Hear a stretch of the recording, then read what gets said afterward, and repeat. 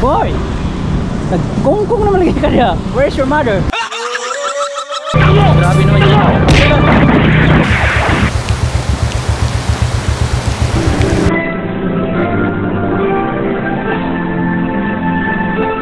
My goodness. Mga brother, ngayon ho, alam ko na mga tol. Pagkatanga-tanga ko talaga. Wow. Yun o. Shadow. Come on, come on. Hindi yung mga Krait Friends oh. Yo, what's up mga Krait Friends? It's another day. Panibagong araw at panibagong vlog na naman tayo ngayon. At nandito ako ngayon sa under the tree. Yan. Naghahanap ako ng signal. Ito yung mahirap dito sa lugar namin mga Krait Friends. Nalala ko tuloy nung nasa Burias tayo dati na kailangan pang papunta ng San Pascual para makapag-upload at maghanap ng signal. So magpapakabit sana ako ng wifi, kaso nagka-issue naman yung wifi dito dati sa amin kasi ang hina nga ng signal. Pero ngayon meron na rin mga kinakabit na mga box yan. Subukan ko magtanong-tanong doon sa mga kapitbahay namin kung malakas na ba yung kanilang wifi para magpakabit tayo kasi ang hirap mag-upload eh.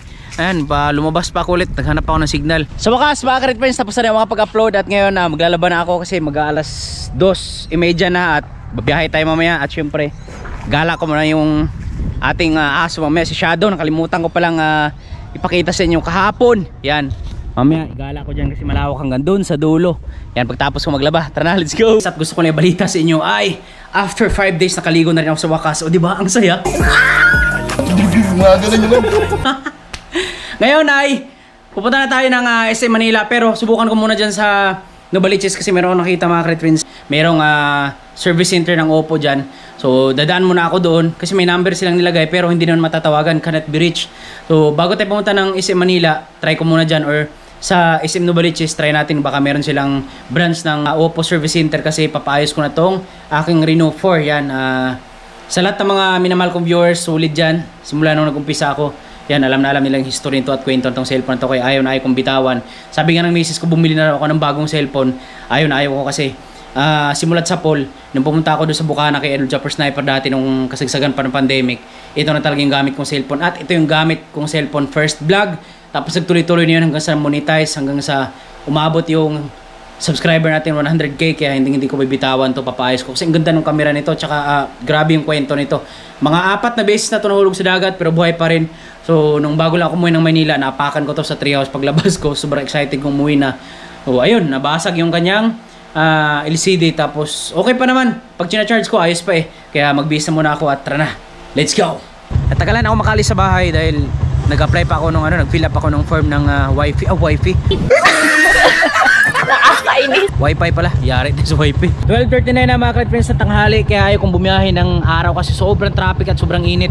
Ngayon papunta na ako ng Commonwealth. Sako pala siya ng Quezon City. Dito ako dumaan sa may Novaliches Bayan. Napaka-traffic, sobra. Parang sumasabog ang dibdib ko, papadudot. Hinintay ko pa kasi yung wifi kanina magkakabit. So na naman na postpone. So kailangan pa pala mag-fill up muna ng form, tapos valid ID para maasikaso kagad. So nag-apply na ako ng wifi mga Krait Friends para tuloy-tuloy yung upload at di ako mahirapan kasi nahirapan ako eh. Dito lang pala siya banda mga Krait Friends sa unahan ng SM Fairview. Sana lang meron dito, dahil pag wala, kawawa tayo, mapapalayo tayo lalo. Ilang layo na dito pag pupunta pa tayo ng SM Manila. Pero baka sakali tayo, baka meron sila mga parts dyan ng Reno 4. Mukhang hindi magandang pangitain to. Yan, nandun na ako kanina sa may Oppo service center sa taas ng Land Bank. So wala na pala doon, lumipat na rin ng July pa doon sa may harap ng SM Fairview sa Tereses Mall. Yan, sana lang meron silang parts ng Reno 4 yung LCD kasi pag wala, ang tanga-tanga ko. Pag wala dito mamaya, pupunta na naman ako doon sa SM Manila, mas mapapalayo pa. Dito na tayo mga Krait Friends sa parking ng Tereses Mall. Yan, akitin natin doon sa 3rd floor kasi andun daw, subukan natin. Sana meron. Yan, nakapula tayo kasi sabi nila pag may mga lakad karon na mas importanteng mahalaga, kailangan nakaread ka kasi swerte yan. Pero wala namang mawala kung maniwala tayo. Pero mas the best pa rin yung magsipag ka, huwag kang umaasa sa swerte. Ito na nga yung sinasabi ko mga Krait Friends kasi noong nakaraan nagtanong ako doon sa SM North, under of construction din yung Oppo service center doon. Meron daw sila doon sa may SM Manila, tapos tumawag, meron namang accessories doon. So ang problema lang, pagkatanga-tanga ko hindi ako pumunta kaagad doon. Ngayon wala dito, ano pa pala, under of construction pa. So subukan natin doon sa may SM Fairview sa harap Pag wala, doon talagang takbo natin ito. Sabi ni Kuya Guard, mga ka-Red Friends, wala daw Oppo service center dito sa SM Fairview. So subukan ko daw doon sa may Robinson, kasi sabi niya sa Robinson daw meron. So yun na yung huling alas na pag-aasa natin. Pero pag wala, hindi ko alam kung kakayanin pa na sumirit tayo papuntang Manila, kasi nung oras na baka malanganin ako, kasi yung labas ng anak ko alas 5, tapos biyahe pa, traffic, tapos di pa natin sigurado pagdating doon kung mahaba yung pila. Bahala na si Batman mamaya. Mindset din to sa SM, mga ka-Red Friends, kasi pagpasok mo pa lang ng parking area may bayad ka agad, di ba? Sa ibang mall may ano pa yan, may palugit pa yan na 5 minutes pag hindi umabot lumagpas doon yung consume ng pagpapark mo. So free lang muna, wala pang bayad. Dito pa lang wala kang takas, pagpasok pa lang may ano na kagad, magbabayad ka na ng 30 pesos, di ba? Mindset talaga no? Sigurista din. Ang galing. So sabi sa akin nung dalawang guard kanina, ay 4 na guard, based on my surveillance. Surveillance, parang tayong asset ng pulis. Nag-survey ako bago pumunta dito. May nadaanan ng dalawang guard, tinanong ko kung meron bang service center ng Oppo dito sa taas. Sabi nila meron daw. So yung dalawa naman dito sa kabila, sabi bilihan lang daw ng Oppo, wala daw ng service center. Pero paano natin malalaman kung hindi natin susubukan, di ba? Kaya pupuntahan natin ngayon sa taas. At least pag makapunta ako kung outlet man lang nang andyan, sigurado na tayo kung saan natin pupuntahan, kung may isang mas malapit na service center dito. Sana lumipat yung dati doon sa land bank, kasi sabi dito sa may terraces wala na naman, under construction pa. Tapos sabi ng isang guard kanina meron daw sa Robinson. So mas maigi pa napuntahan ko muna doon sa tuktok sa Cyberzone sa taas, para sigurado tayo at alam natin kung saan talaga yung mismong location ng ano nila, service center, o di ba? Pinapahirapan ko pa yung sarili ko, pagkatanga-tanga talaga.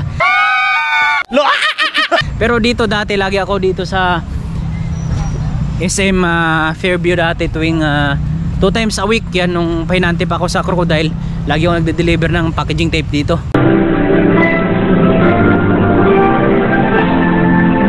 Mga brother, ngayon alam ko na mga tol, pagkatanga-tanga ko talaga, my goodness. Saka gustuhan kong mapalapit mga ka-Red Friends, so sa lalong na pornada latalakad kong yung araw na to, dahil wala pala talagang bukas na service center dito sa may SM Fairview, Robinson, tsaka doon sa kabila wala talaga, my goodness. So bali 3 lang yung bukas na service center nila, sa may Mega Mall, tapos itong Sintres ng Ortigas, at sa SM Manila. So doon na lang tayo pupunta sa Linggo na lang, pero mamaya hindi tayo mapipigilan, mamasada pa rin tayo. At syempre, asan yung motor ko na wala na, hindi ko na ay ito na tol. Grabe yung grabe yung kidlat, nakatakot. Kitang kita mo parang ugat ng puno. Okay lang yan, para mas malakas yung booking mamaya. Lesson and learn. Yan, meron naman tayong natutunan sa araw na to. Kaya next time, kailangan natin makinig at sumunod sa instruction. Yan, kung nakinig lang sana ako doon sa babae sa SM North, sana tapos sana yung cellphone natin gawin ngayon. Pero ganoon pa man, alam kong lahat ng pangyayari may dahilan. Kaya goods pa rin. Yan, uwi muna tayo sa bahay. At sorry pala sa lahat ng mga minamahal kong viewers. May nabasa ako sa comment doon na si Shadow raw, sabi papakita, hindi naman pinakita. Nakalimutan ko pong i-video gawa nung nagpadali na kami nung araw na yun, kasi nga may rehearse kami doon sa Quezon City, kasama sila Lobby po, sila mukhang grabe naman yung nakatakot yung kidlat. Bad boy mga tol, pero takot sa sa kulog. O mamaya papasilip ko sa inyo mga ka-Red Friends yan. Pagdating ko sa bahay, ilakad-lakad ko dahil matagal na hindi nakalaya doon at nakalabas sa bahay namin. So bilisan natin kasi umuulan na. Boy, nagkungkung naman lagi ka niya. Where's your mother? Pangilat rabas ba ko yung taong baliwan ta para playo. Ako na makita ng tubig na kulay green sa Bagungbong. Ayan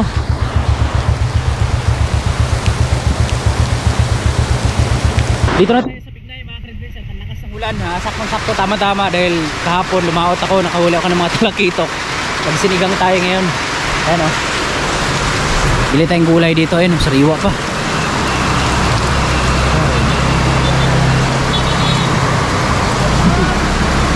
Ano to te? Ano po?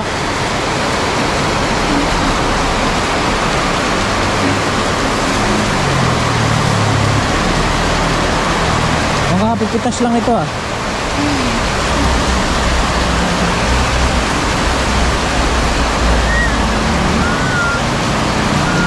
lahat, ang lakas ng ulan. Nandito na tayo sa bahay at mag-asikaso lang na tayo ng hapunan ng aking mag-ina. Para mamaya pagka dating nila ng 5:30, yan, may pagkain at babiyahe na tayo. Kasi maganda booking ngayon pag tag-ulan. Ganito yung gusto ko eh. Yung ulan-ulan. Baling mabasa ka, malakas naman yung booking. Yan. Saan kaya galing tong galay na to? Galay ko tawagin sa amin to eh, sa Bisaya. Sa Tagalog, ano? Talbos. Talbos ng kamote. Pero, sabi ko kanina, sinigang. Hindi pala sinigang yung... Lalagyan ko pa rin na sinigang. Sinigang mix, pero ang tawag kasi nito sa Bicol ko lang natutunan to eh. Sa asawa ng kapatid ni Mrs. Masarap pang ganito yun. Yung isda na lagyan ng talbos ng kamote. Tapos may asiman lang ng kalamansi. Hindi ko alam kung anong tawag dun eh. Pero sa akin, lagyan ko ng kalamansi. Malagyan pa ng sinigang. May sariling version. Hindi ko alam kung anong tawag na eksakto dun. Basta importante. Depende na sa inyo yung mga friends. Pang ano yun eh. Depende na sa panlasa ng tao yun kung paano nyo i-adapt yung lasa. Ang importante, mauto natin yung dila natin. Lalo ngayon, tag-ulan eh. Natin kasi baka may mga uod eh. Ayun, matamis-tamis. Nadaya ako dito ah. Kala ko bagong pitas yung pala binasa lang ng tubig. Para magmukhang fresh. Yan, pwede na yan.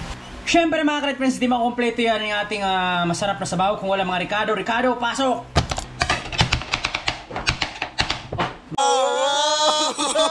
Mabilis ah. Ganun yung sa mga restaurant, di ba? Ay mga professional na chef cook yan. Napakaingay nung magagayat pa lang ng ano, mga Ricardos. Kaluwiti eh.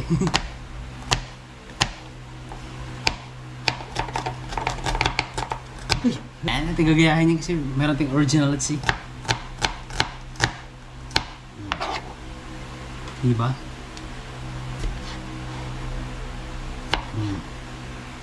Ito yung papasarap dito yung kamatis. Matamis.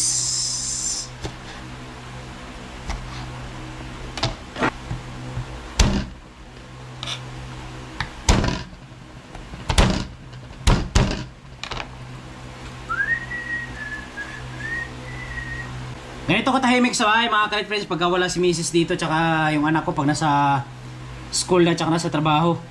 Kaya napakahirap pag mag-isa lang sa bahay. Napakasarap ito mamayang kainan mga ka-Red Friends. Higop na sa bawat tinan mo. Prank, you know. Yan, talakitok yan. Yan o. O, diba? Drink. Drink.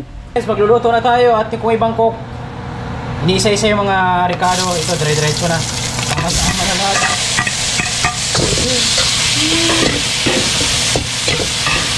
Diretso na. Ganun din naman yan eh. Bango.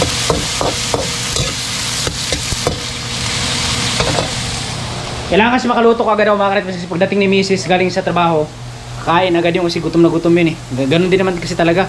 Kaya tayo naman pag galing sa trabaho, ang sarap talaga kumain pag uwi sa bahay tapos pahinga. Ito na yung sinabawan natin na isda. So tatlo lang kasi kami dito sa bahay ng anak ko. Kaya tatlo lang din yung niluto kong isda, hindi ko inubos. Sayang eh. Yun o. Yuhuu! Sarap niyan. Tapos pagkulo niyan, lalagay na natin to. Yan. Tapos yung kalamansi. Tapos yung sinigang. Sarap nun. Palang, ayun o. Wow! Mamantika yung sabaw. Ito yung mga ulam na sagana sa vitamina at masustansya, pampatalino. Sakto pagtapos ko magluto, ilalakad-lakad natin si Shadow doon para makikita nyo rin kasi may nabasa akong comment na nakaraan na hindi naman daw pinapakita sa videos. So, ito na. Sakto-sakto talaga ito. Napakasarap ito. Wow! Yun o. Yun o.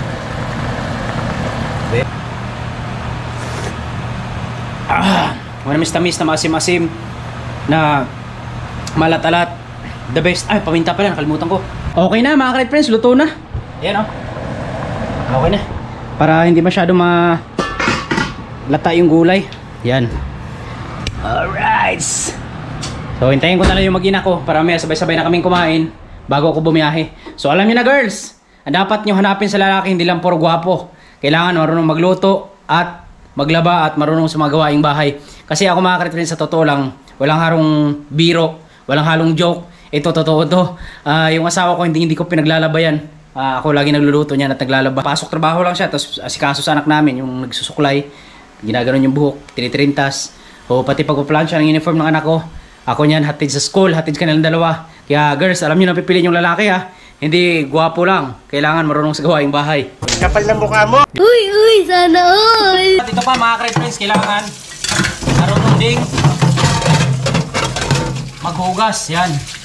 Kumbaga, all around, all in na. Talent ko na kasi ito mga ka-friends, yung bata pa kasi kami. Ano kami, puro lalaki kami, puro barako eh. Si Adelalin lang mag-isa babae, pero hindi naman lumaki sa amin yun kasi nandun sa lula namin yun. Tapos nung nag-aaral na ng high school yun, sa Sisters of Mary. Kaya magkakasama talaga kami, puro kami lalaki. Kaya ano pa lang kami, 8 years old pa lang. Sinanay na kami ni Nanay Rayot na kami yung maglalaban ng mga sarili naming gamit. Yan, mga damit namin, short, yan. Lahat. Pagsasaing, paglalaba. Kaya na-training kami ni Nanay Rayot. Kumbaga, maaga kami nga namulat sa realidad. Realidad. Hindi na ba kayo makita si Shadow mga ka-friends kung gaano na siya kalaki. Kaya hindi ko gaano nilalabas to kasi sobrang hyper at ang lakas niya na. Hindi na katulad dati nung maliit pa lang. Ito na siya ngayon, oh. Yan. Napaka-astig, di ba? Pumayat lang siya ng konti ngayon gawa nung sa garapata niya. Sinisip-sip siguro yung mga sustansya na kinakain niya. Ayan, oh. Yan. Compare sa ibang build dyan, si Shadow mga ka-friends ay oversized na to. Yan, hindi ko pa nasukat to eh. Pero tansya ko ano siya, oversized talaga. Kasi madalas daw sa mga build dyan na ano lang, yung mga classic build dyan lang ay nasa mga 28 to 30 ata yung kanilang size. Pero ito nasa mga 32 ata to kasi ang tangkad eh. Pag tumayo nga to, 5'8 ako, pantay na sa akin hanggang mata ko na eh. Pag tumayo, tapos pagka nagwawala to sa gate, parang tatalon talaga, tinatali ko ng kadena. Yan, medyo nangangayayat nga siya ngayon ng konti, yan o. Di ba? Napakahaba niya, napakastig niyan. Kaya lahat ng mga tao, ilang dyan sa bahay na pumupunta sa bahay, tsaka dumadaan kasi nagwawala talaga siya. Bahay, pag pumasok kayo dyan, ayari kayo. Ayan o. Yan. O, di ba? Mag-ano pa lang siya, mag 1 year old pa lang siya ngayong October 9 ata or 4. So malapit na yung birthday nito, isang taon. Hey babe.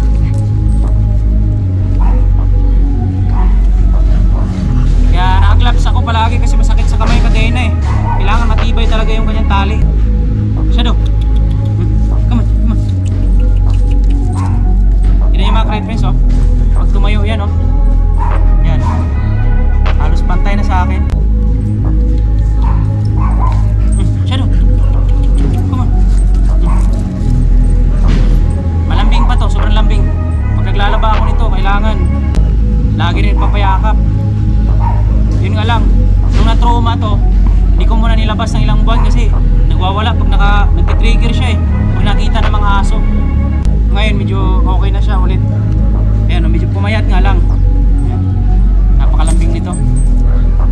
Diba ang astig? Sit down. Sit down. Shadow. Sit. Sit down. Sit down. Sit. Shadow. Sit down. Sit down. Sit. Sit down. Shadow. Babe, babe, babe. Babe, babe. Grabe ka agresibo. Tsaka sa ano talaga mga ka-friends, kumbaga sa umano talaga siya ng amo. Kumbaga, lalo na sa akin lumaki to eh. Yung honesty niya. Maasahan mo talaga yung asong biljan. Yung nga lang, maingay talaga. Lalo na sa gabi, hindi sila natutulog talaga. Nagbabantay talaga. Napaka-agresibo. Yan. So, may in-order na ako na gamot. Maraming salamat po sa mga nag-comment sa akin yung about sa grapata. Yan. Malapit na to. Ipapatay ko na ng gamot.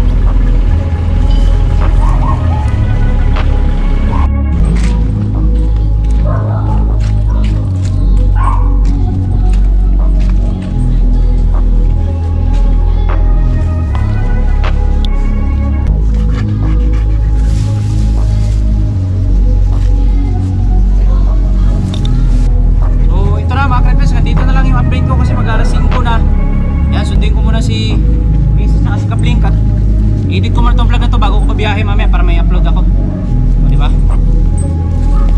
Siya. Hindi siya kalaki na, oh. Napakalakas nito. So hanggang dito na lang yung vlog natin. Bye bye.